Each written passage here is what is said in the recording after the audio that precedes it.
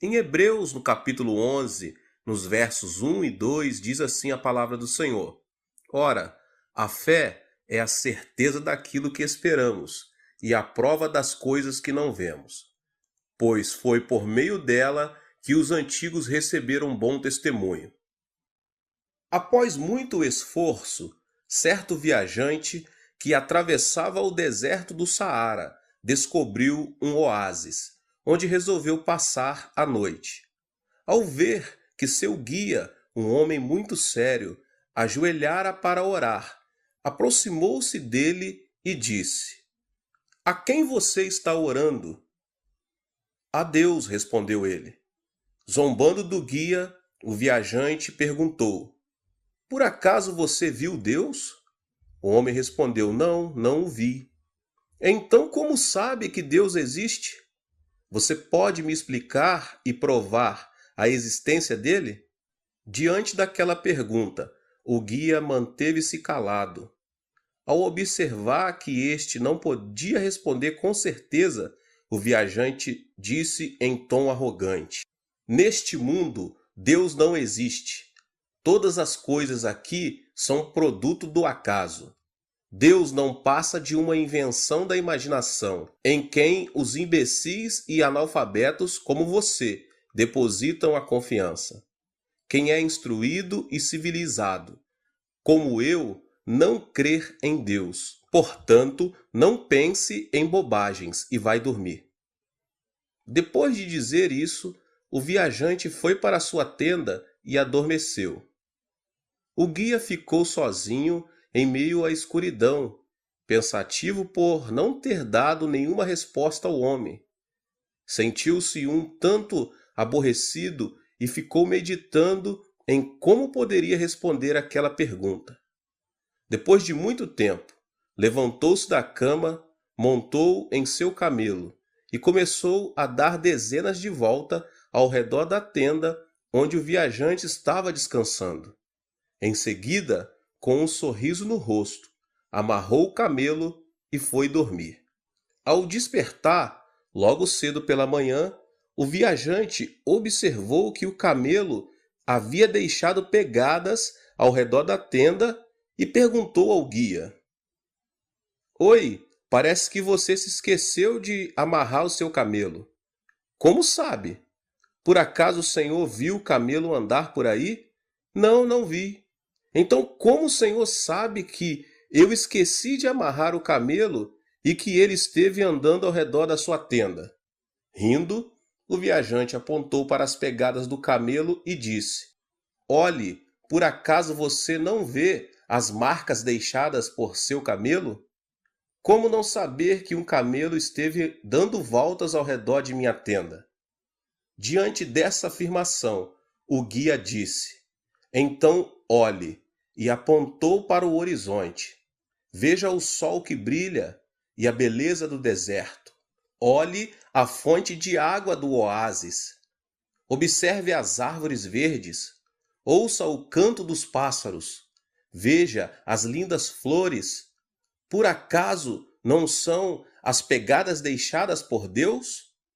O Senhor não viu o camelo dar voltas ao redor da sua tenda, mas sabe que ele esteve andando aqui porque viu seu rastro.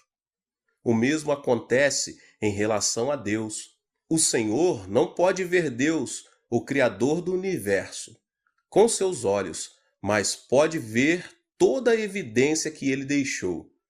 Por que não crer em sua existência? Diante de tal afirmação, o viajante permaneceu mudo e não soube responder. Meus irmãos, essa história nos ensina que o homem pode perceber o invisível. É disso que se trata a fé. A fé é um tema fundamental do cristianismo, uma ponte que une o homem a Deus. Em outras palavras, a fé é o cartão de identificação do usuário, que permite ao homem que vive na esfera limitada da terceira dimensão entrar no mundo ilimitado da quarta dimensão. Portanto, é importante compreender que a fé é algo dado por Deus ao homem, a fim de que este possa experimentar a graça da quarta dimensão. O encontro com o Criador é por meio da fé. A sociedade moderna parece andar literalmente sem problemas, ainda que sem Deus. As pessoas não necessitam de Deus porque podem resolver tudo pelas próprias forças. Isso também se manifesta nas igrejas. Alguém pode se envolver com a religião e, mesmo assim, viver uma vida secularizada. Essa é a causa principal porque muitos cristãos são, na verdade, ateus. Confessam que creem no Deus sobrenatural. No entanto, a vida deles demonstram que não confiam em Deus, e sim em si mesmo, ou seja, levam uma vida como a de um ateu. Dizem que devemos crer. Em que especificamente precisamos acreditar? A Bíblia nos apresenta alguma coisa em que é preciso crer, a palavra de Deus. Entretanto, para ser sincero, não se pode ter um encontro com Deus exclusivamente por meio da Bíblia. Ele pode também ser encontrado na natureza. É por isso que, quando olhamos para a natureza ao nosso redor, podemos descobrir a marca da mão de Deus. Mas a Bíblia diz em Romanos, no capítulo 1, nos versos 19 e 20, pois o que de Deus se pode conhecer é manifesto entre eles, porque Deus lhes manifestou. Pois desde a criação do mundo, os atributos invisíveis de Deus, seu eterno poder e sua natureza divina, têm sido vistos claramente, sendo compreendidos por meio das coisas criadas, de forma que tais homens são indesculpáveis. O que significa isso, meus irmãos? Que Deus deixou evidência de sua existência na natureza. Portanto, ninguém poderá desculpar-se dizendo: não vi Deus, nem o ouvi falar, por isso não creio em Deus. O Salmo 19:1 diz: os céus declaram a glória de Deus, o firmamento proclama a obra das suas mãos. Meus irmãos, em outras palavras, a natureza evidencia a existência de Deus e isso fortalece a nossa fé. A Bíblia declara que as estrelas incontáveis, o sol resplandecente, a lua, os rios, os oceanos, enfim, toda a natureza, foram criados por Deus. Se alguém não crê em Deus, mesmo contemplando todas estas coisas, não significa que faltam evidências da existência divina. Antes, isso revela que os olhos das pessoas estão cegos por causa do pecado, que a impede de ver a glória de Deus. É preciso encontrar com o Salvador de nossas almas por meio da fé. Como acabei de dizer, podemos crer na existência de Deus por meio da natureza. No entanto, Deus não se manifestou somente por meio da natureza. Ele nos revelou também um segredo. Refiro-me a Jesus Cristo, Filho de Deus. Olha só o que diz em João, no capítulo 1. Aquele que é a palavra tornou-se carne e viveu entre nós. Vimos a sua glória, glória como do unigênito vindo do Pai, cheio de graça e de verdade. João dá testemunho dele. Ele exclama: este é aquele de quem eu falei. Aquele que vem depois de mim é superior a mim, porque já existia antes de mim. Todos recebemos da sua plenitude, graça sobre graça. Pois a lei foi dada por intermédio de Moisés. A graça e a verdade vieram por intermédio de Jesus Cristo. Ninguém jamais viu a Deus, mas o Deus unigênito, que está junto do Pai, o tornou conhecido. João capítulo 1, verso 14 ao 18. Não podemos ver Deus com os nossos olhos físicos, mas Jesus veio até nós em carne e nos manifestou o Pai. Portanto, vemos Deus por intermédio de Jesus Cristo. Tocamos em Deus por intermédio de Jesus Cristo. Vivemos junto a Deus por intermédio de Jesus Cristo. É por meio de Jesus Cristo que nos tornamos capazes de não contestar a existência do Deus vivo. Jesus feriu seu corpo e derramou seu sangue na cruz para pagar o preço de nossos pecados. A graça da redenção é algo que nos comove. Depois da queda de Adão, o homem tornou-se incapaz de se aproximar de Deus. Tampouco Deus podia se aproximar do homem, por causa do grande muro que havia sido erguido pelo pecado. Entretanto, o precioso sangue de Jesus derrubou este muro. A consequência disso é que Deus aproximou-se do homem por intermédio do seu Espírito, e o homem pôde acessar o trono divino por meio da oração. Com muita propriedade, Simone Weil assim se expressou: nosso local de nascimento é a cruz de Cristo. Não obstante, é impossível o pecador ter um encontro com Cristo. Para que o homem tenha esse encontro e possa considerar a cruz como o local de seu nascimento, é necessário que ele desenvolva a fé que lhe é ofertada pela graça divina. Em Efésios capítulo 2, nos versos 8 e 9 diz: pois vocês são salvos pela graça, por meio da fé. E isto não vem de vocês, é dom de Deus, não por obras, para que ninguém se glorie. Ouça agora essa história real e muito importante. A morte de um jovem pastor de ovelhas. No norte da Escócia, havia uma ponte de ferro que atravessava todo um vale. Por baixo dela corria um rio. A ponte era tão alta que dava medo. Certo dia, bem cedo, um jovem pastor de ovelhas observou que uma parte da ponte estava caída em razão da forte chuva da noite anterior. Nesse instante, ouviu o ruído de um trem. Obviamente, o maquinista do trem não havia sido informado sobre a quebra da ponte. Era questão de minutos para que centenas de pessoas sofressem uma catástrofe. O jovem não hesitou em tirar a roupa e, agitando-a, começou a gritar: pare, pare! O maquinista conseguiu ver o jovem. No entanto, pensou que tratasse de algo sem importância e tocou o apito para que ele saísse dos trilhos.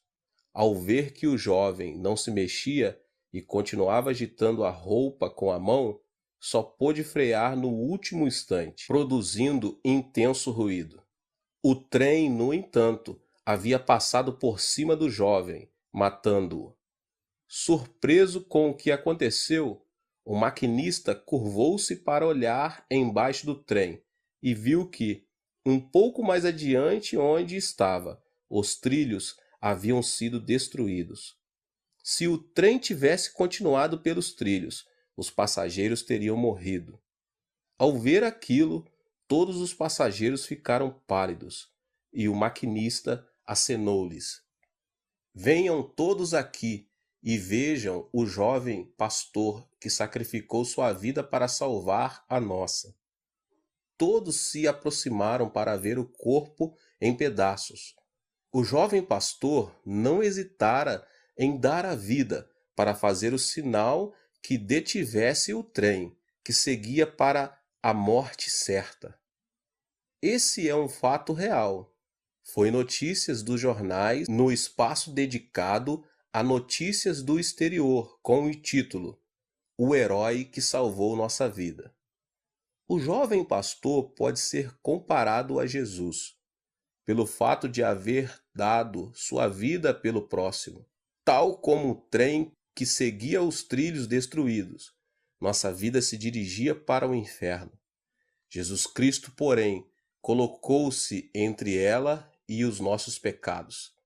Ele permitiu que destruíssem seu corpo e derramou todo o seu sangue, detendo assim nosso avanço em direção à perdição. Com seu precioso sangue, ele abriu as portas para que pudéssemos entrar no céu. Com isso, em Cristo, temos abertas as portas da felicidade e da esperança.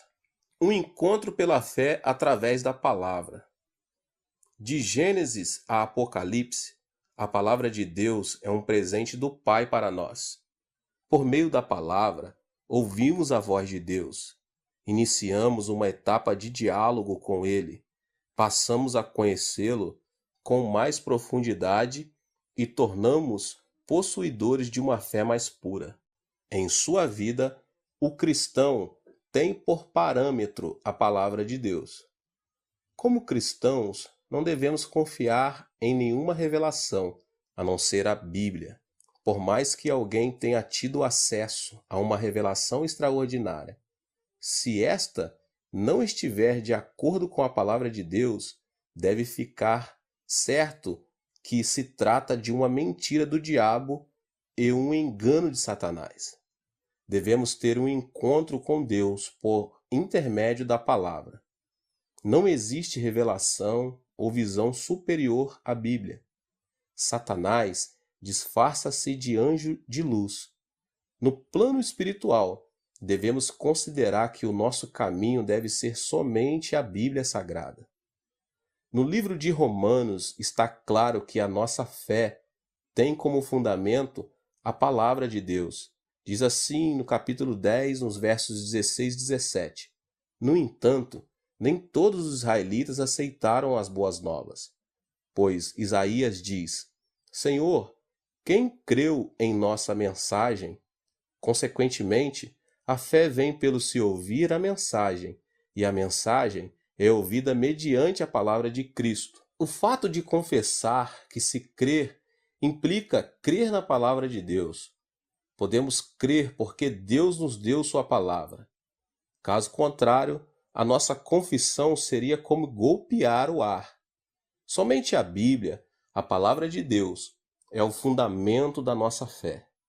Portanto, o cristão deve lançar raízes na palavra de Deus e viver pela fé de acordo com os ensinamentos das Escrituras.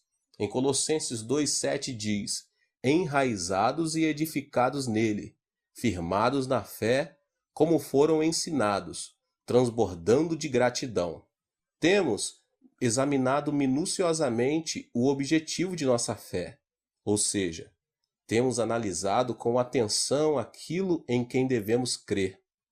Como resposta à nossa pesquisa, encontramos a revelação de que o amor de Deus, a salvação de Jesus Cristo e a Bíblia devem servir como parâmetros da verdade.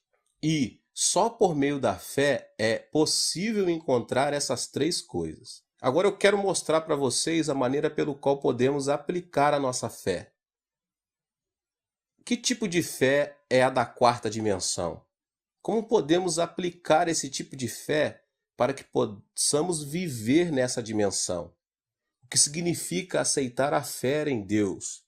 O que significa crer na graça da redenção de Cristo? Qual o alcance da sua visão espiritual de fé? Tão logo foram contaminados pelo vírus do pecado e repelidos por Deus, todos os descendentes de Adão perderam a sua visão. A partir desse instante, o homem perdeu a capacidade de ver e se transformou em um cego. A vida do homem tornou-se muito infeliz e miserável, como os exemplos narrados pela Bíblia acerca do homem encontrado fora do jardim do Éden, o assassinato de Abel pelo próprio irmão Caim e o homicídio sem restrição por parte de Lameque, que se vingou 70 vezes 7. São evidências de como pode ser a triste vida do homem que não vive pela fé. Portanto, o caminho mais curto a que o homem pode recorrer para recuperar a felicidade é o da recuperação da sua visão. Felizmente, a Bíblia traz relatos a respeito de homens que, no começo, andaram pela trilha do pecado, mas depois recuperaram a visão e foram justificados. Saulo recuperou a visão ao ter um encontro com Jesus em Damasco, e as escamas caíram de seus olhos. A partir desse momento, a vida do apóstolo mudou drasticamente. Ele viveu feliz junto ao Senhor, pelo resto de sua vida. Da mesma forma, a Bíblia usa a visão como símbolo de fé. Quando recuperamos os olhos da fé, podemos ver Deus, seu Filho Jesus Cristo e sua palavra, que dá testemunho dele. Meus irmãos, que Deus abençoe a vida de cada um. Eu convido a você que ainda não é inscrito aqui no canal, que você se inscreva aqui no canal, ative o sininho das notificações, para que você não perca nenhuma palavra, nenhum vídeo. Não esqueça de deixar aqui o seu like e de compartilhar este vídeo com as pessoas que vocês mais amam. No sul da China, os nativos foram surpreendidos por uma estiagem. Em consequência disso, a falta de alimentos não se fez esperar. Em meio àquelas circunstâncias, chegou um missionário, anunciou o evangelho e o povo começou a crer em Jesus. Certo dia, um dos recém-convertidos aproximou-se do missionário, manifestando a imperiosa necessidade de sobrevivência. Pastor, estamos morrendo de fome. Por acaso o Senhor pode nos ajudar? Diante dessa pergunta desesperada, o missionário respondeu: pelo esforço humano, não podemos fazer nada. Entretanto, o Antigo Testamento narra que Deus enviou o maná para o povo de Israel em sua passagem pelo deserto. Se nos ajoelharmos em oração, Deus nos protegerá, assim como fez com o povo de Israel. Um grande milagre vai acontecer. Todo o povo orou durante 44 noites. Quando terminaram de orar, uma grande tempestade formou-se no norte, e nuvens começaram a acumular-se, provocando uma chuva torrencial. O surpreendente é que, logo após a chuva, o povo descobriu um monte de trigo tão grande que precisou ser removido com pás. A fé nos permite ter acesso à quarta dimensão, o mundo de Deus. Muitos cristãos não experimentam o mundo de Deus porque não atraem a quarta dimensão mediante a fé. Todos os feitos de Jesus narrado na Bíblia são produto da atração do mundo da quarta dimensão. Se você começar a ler a Bíblia com a lente da quarta dimensão, descobrirá que, ao realizar um milagre, Jesus não dizia: eu o curei, e sim, a sua fé, sua quarta dimensão, o curou, ou a sua fé o curou, vá em paz. Em outras palavras, nossa fé é um milagre da quarta dimensão. Um outro nome da fé é a obediência. O que provocou a ira de Deus em Cádiz Barneia, limite da terra de Canaã, lugar que manava leite e mel, foi a falta de fé e a desobediência por parte de Israel. Logo depois de passar 40 dias fazendo o reconhecimento da terra de Canaã, 10 espias falaram mal da terra e criaram um ambiente de insegurança e medo.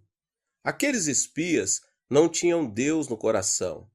Reconheceram, ouviram e observaram a terra do ponto de vista humano. No final das contas, como não criam em Deus, obviamente tampouco lhe puderam obedecer. Por causa do relato desanimador, todo o povo de Israel amedrontou-se, pôs-se em prantos e pediu um novo líder a fim de voltar para o Egito. Tratava-se de uma rebeldia, uma falta de segurança e desobediência grupal. Como consequência, a ira de Deus obrigou a Israel a viver durante 40 anos no deserto. O pecado que mais desagrada a Deus é a desobediência e a falta de fé. Algo semelhante aconteceu quando Jesus pregou a palavra em Nazaré, o vilarejo onde vivera. Na sinagoga, o Senhor abordou 2 temas do Antigo Testamento. Tratava-se de nada menos que o milagre de Elias e o de Eliseu. por meio deste relato, podemos nos dar conta das consequências de alguém que tem fé e reage diante da palavra. A viúva de Sarepta, uma mulher que demonstrou fé mediante a obediência. O primeiro milagre foi algo que aconteceu na época de Elias. Havia uma grande seca, porque não chovia havia 3 anos e 6 meses. Em consequência, muitas mulheres em Israel tinham ficado viúvas. No entanto, as viúvas não criam em Deus, tampouco lhe obedeciam. Portanto, Deus não as ajudava. Entretanto, havia uma viúva que vivia em Sarepta, um vilarejo pagão. Sarepta pertencia à terra de Sidom, que adorava Baal. Aquela viúva, porém, temia a Deus, cria nele e obedecia. Embora, para o profeta Elias, aquela viúva não passava de uma mulher pagã que adorava outro Deus, o Senhor enviou o profeta para vê-la. Ao aproximar-se, Elias viu que a viúva estava apanhando lenha e disse: "Vá agora mesmo e traga-me um pão e uma vasilha de água." A mulher retrucou: "A única coisa que tenho é um punhado de farinha e um pouco de azeite numa botija. Eu estava exatamente apanhando lenha para entrar e preparar comida para que eu e meu filho possamos comer, para depois morrermos." Elias insistiu: "Faça o que você precisa, mas traga-me primeiro um pão feito com sua farinha e seu azeite.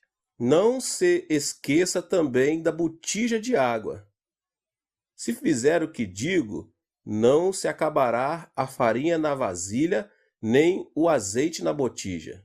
Em circunstância tão desalentadora, a viúva de Sarepta creu na palavra de Elias.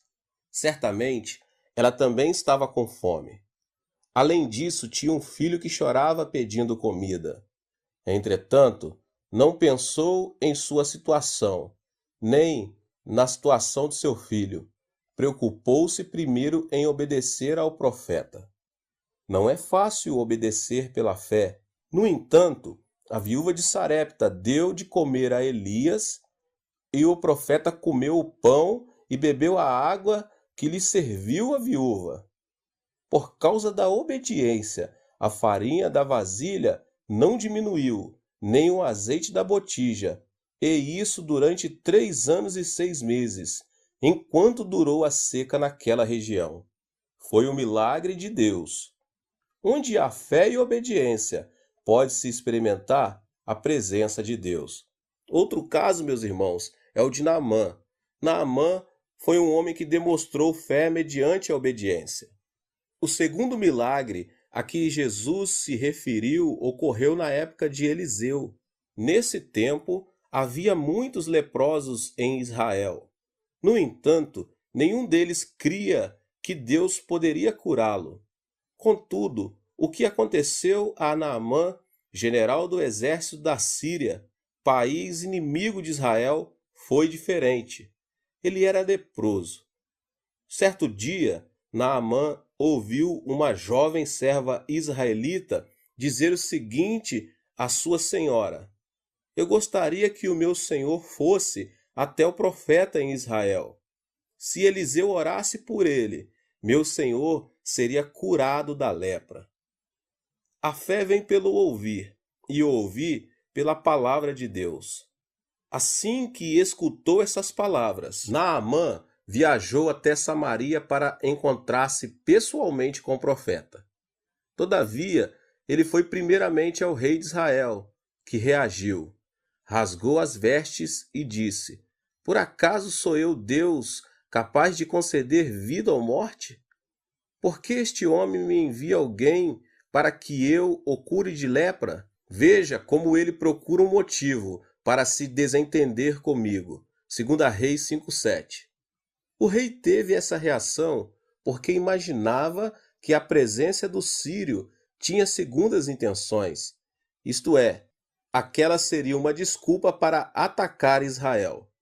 Ao ouvir a notícia de que seu rei havia rasgado as vestes. Eliseu pediu que lhe enviassem Naamã. Assim, Naamã apresentou-se diante da casa de Eliseu, acompanhado de seu grande exército. Para sua surpresa, porém, o profeta nem sequer saiu para saudá-lo e enviou um servo para lhe dizer: Vá e lave-se 7 vezes no rio Jordão. Sua pele será restaurada e você ficará purificado. Ao ouvir estas palavras, Naamã ficou muito indignado e saiu dizendo: Eu estava certo de que ele sairia para receber-me, e invocaria em pé o nome do Senhor, o seu Deus, moveria a mão para o lugar afetado e me curaria da lepra. Não são os rios Abama e Farfá, em Damasco, melhores do que todas estas águas de Israel? Será que não poderia lavar-me neles e ser purificado? E foi embora dali furioso. Quando Naamã, furioso, virou-se para ir embora, seus servos aproximaram dele e disseram: Meu pai, se o profeta lhe tivesse pedido alguma coisa difícil, o Senhor não faria? Quanto mais quando ele apenas diz que se lave e será purificado. Naamã foi persuadido por seus servos e banhou-se 7 vezes no Jordão, tal como o profeta Eliseu havia mandado. E o milagre aconteceu. Naamã foi completamente curado de sua lepra, e sua pele ficou tão lisa como a pele de um bebê. Naquela ocasião, na sinagoga, Jesus recordou a esses 2 milagres. No entanto, esses 2 relatos não coincidem exatamente com o espírito do Antigo Testamento, visto que em ambos os casos, os protagonistas pertenciam a 2 nações pagãs. A viúva de Sarepta era uma mulher da terra de Sidom, e Naamã, o general do exército, era um homem da Síria, inimiga de Israel. Qual é o ensino que Deus quer ministrar a nós por intermédio dessas histórias? Elas significam que, sem crer e obedecer, mesmo que a pessoa faça parte de uma nação eleita por Deus, ele não a ajudará. Ao contrário, se, apesar de pertencer a uma nação pagã, a pessoa temer a Deus, crer e obedecer, então o Senhor virá em seu socorro. Eu sou o Senhor, o seu Deus, que o tirei da terra do Egito. Abra sua boca, e eu o alimentarei. Salmos 81:10. Esse texto bíblico revela o nosso problema: não escutar a voz de Deus e não obedecer ao Senhor. Deus sempre foi um Deus de promessas. Deus, Criador de todo o universo, quer satisfazer nossas necessidades pelo seu poder. Ele disse: Abra a sua boca e eu o alimentarei. Atualmente, muitos que afirmam crer em Deus não ouvem sua palavra e não lhe obedecem. Por esse motivo, o Senhor não se manifesta no meio deles. Por mais que mantenhamos cerimônias religiosas magníficas, se não houver fé nem obediência, nossa relação com Deus não poderá ser mantida. Não que Deus deixe de nos salvar por ter a mão encolhida, ou deixe de atender às nossas orações por não poder ouvir. Deus não age em nosso meio por causa da desobediência e da falta de fé. Confessar: creio em Jesus Cristo, fui batizado e sou membro de tal igreja, não garante a obra de Deus em nossa vida. Deus não olha para o exterior, isto é, para o ritual e a forma, mas sim observa o interior, a fé e a obediência que conservamos em nosso coração. Onde há fé e obediência, Deus age ainda hoje. A desobediência é outro nome para a fé morta. Obediência é o ato de deixar que Deus tome a iniciativa. Isso implica a pessoa renunciar ao próprio julgamento, à própria decisão. Esse tipo de obediência surge unicamente quando se crê, quando se obedece àquele a quem a iniciativa é entregue. No caso de haver certa dúvida ou incerteza, essa fé deixa de ser genuína. Deus não opera em uma fé que não seja completa. Mais do que falta de fé, a desobediência é uma fé morta. O dilema surge quando se afirma crer, mas não se obedece. Isso é ter uma fé morta. Nem todos os cristãos experimentam o poder de Deus aqui na terra. Devemos analisar cuidadosamente se a nossa fé é genuína ou se simplesmente estamos enganando a nós mesmos. Diante da menor dúvida, devemos restaurar nossa fé pela obediência. Dessa forma, conseguiremos viver unidos a Deus. A falsa fé demonstrada por Marta. A partir deste ponto, vamos analisar a incredulidade e a desobediência com base na história de Marta e Maria. Como todos sabem, a história começa com a morte de Lázaro, irmão dessas duas mulheres. Fazia muito tempo que os pais deles haviam morrido, e o irmão, o arrimo da família, agora morrera também. E Jesus chegou quando já se haviam passado 4 dias desde a morte de Lázaro. Fazendo este pedido, Marta murmurou contra o Senhor: se estivesses aqui 4 dias atrás, meu irmão não teria morrido. Por que chegaste tão tarde? Já não há esperança para nós. Marta e Maria estavam sem esperança. Agiam na terceira dimensão. Na quarta dimensão, Jesus é o mesmo ontem, hoje e para sempre.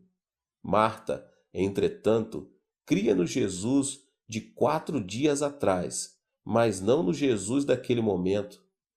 Aqui vemos o grande erro da fé que Marta demonstrava ter. A fé não deve mudar por causa das circunstâncias. Entretanto, Marta não tinha esse tipo de fé. Analisemos nossa fé com base na conversa de Jesus e Marta.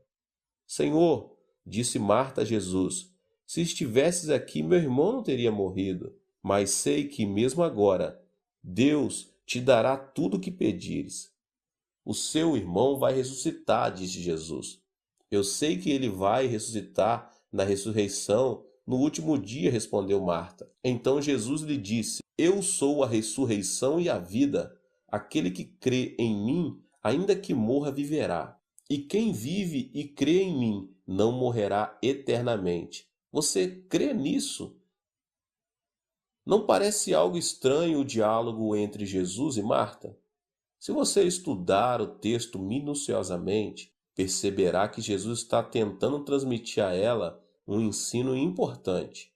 Jesus está usando a linguagem da fé para que opere a quarta dimensão. Marta, porém, não está sequer preparada para ouvir as palavras de fé. Em síntese, a fé professada por Marta era falsa. Jesus disse: o seu irmão vai ressuscitar. E Marta reagiu dizendo: no dia da ressurreição, claro.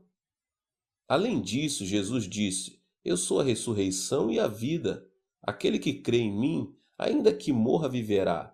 E quem vive e crê em mim, não morrerá eternamente. Você crê nisso?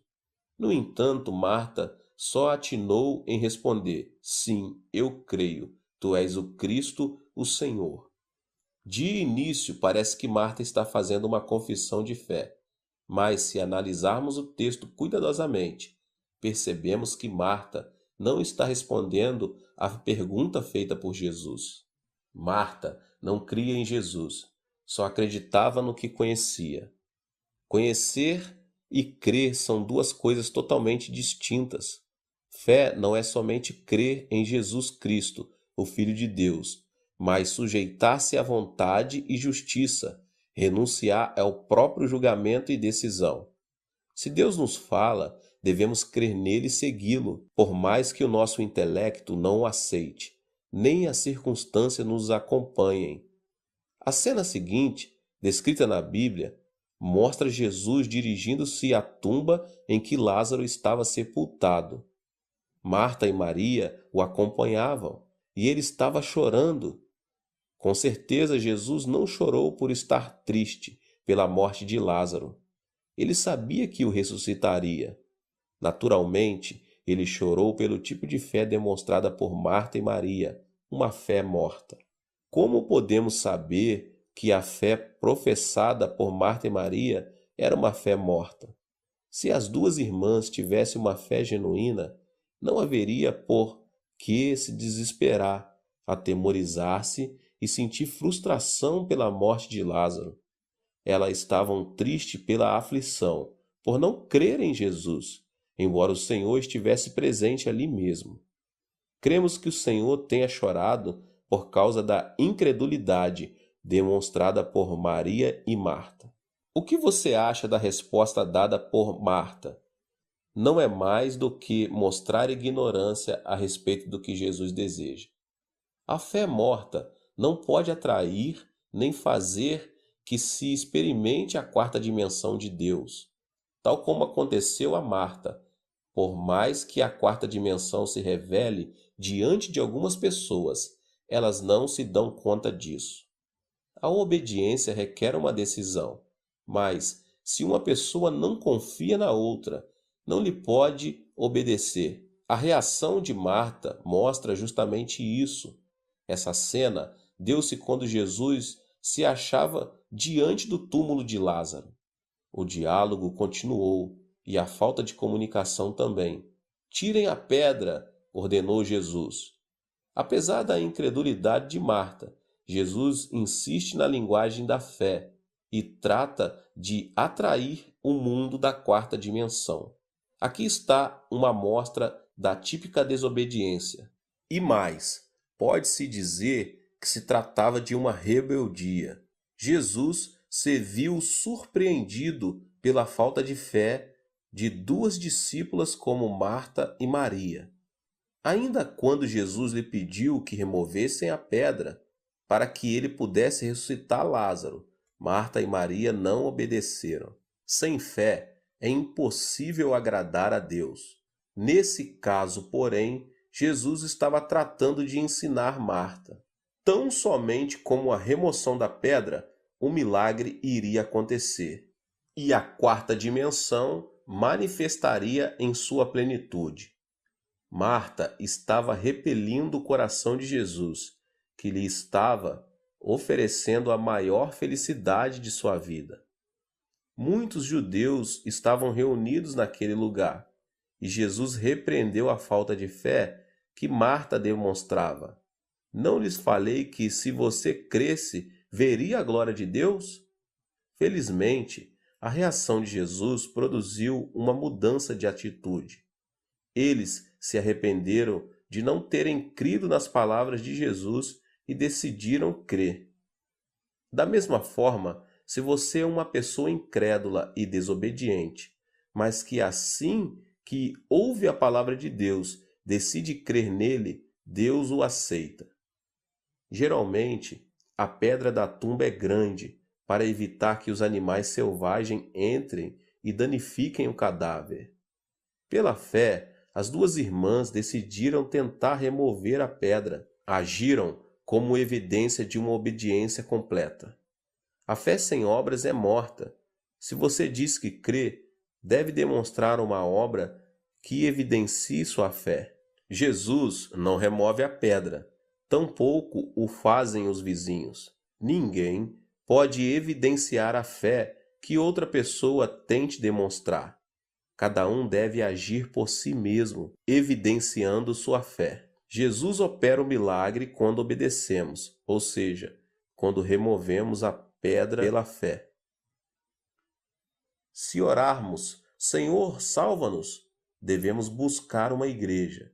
Se pedimos prosperidade, Senhor, dá-nos a bênção da prosperidade, devemos dar o dízimo.